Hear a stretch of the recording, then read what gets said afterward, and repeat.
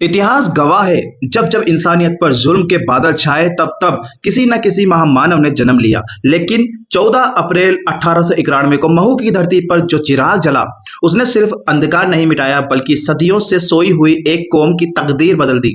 लोग उन्हें भीमराव कहते हैं, दुनिया उन्हें सिंबल ऑफ नॉलेज कहती है और हम उन्हें अपना बाबा साहेब अम्बेडकर जी कहते हैं।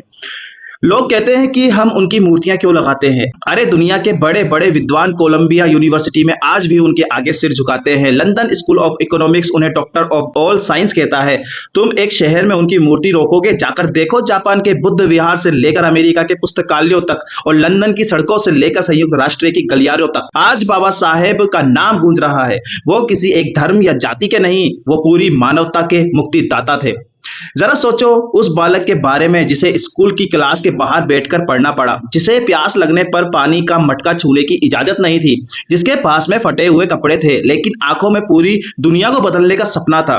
उसी बालक ने दुनिया की सबसे बड़ी डिग्रियां हासिल की और लौटकर उस व्यवस्था की जड़ें हिला दी जिसने उसे अछूत कहा था। कलम की ताकत तलवार से ज्यादा शक्तिशाली होती है और कानून का राज मनुस्मृति के काले अध्यायों को जलाकर उन्होंने हमें भारत का संविधान दिया, जिसने राजा और रंक, पुरुष और महिला सबको एक बराबर खड़ा कर दिया। हिंदू कोड बिल के जरिए उन्होंने भारत की हर एक बेटी को संपत्ति और स्वाभिमान का अधिकार दिया। सुन लो, बाबा साहेब ने हमें याचना करना नहीं, संघर्ष करना सिखाया है। उन्होंने कहा था छीने हुए अधिकार भीख में नहीं मिलते, उन्हें लड़कर हासिल करना पड़ता है। उन्होंने हमें फंडामेंटल राइट्स दिए हैं। उन्होंने हमें वोट की ताकत दी है, जिससे एक गरीब का बेटा भी देश का प्रधानमंत्री बन सकता है। आज जो लोग सोचते हैं कि वे हमारे हक दबा लेंगे, वे कान खोलकर सुन ले। जब तक हमारे सीने में बाबा साहेब की विचारधारा जिंदा है, हम ना रुकेंगे, ना थकेंगे और ना ही किसी के आगे झुकेंगे।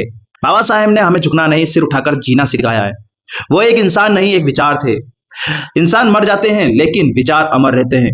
आज कसम खाओ कि हम सिर्फ उनकी जयंती नहीं मनाएंगे बल्कि उनके बताए हुए रास्ते पर भी चलेंगे, शिक्षित बनेंगे, संगठित रहेंगे और अपने हक के लिए आखिरी सांस तक संघर्ष करेंगे।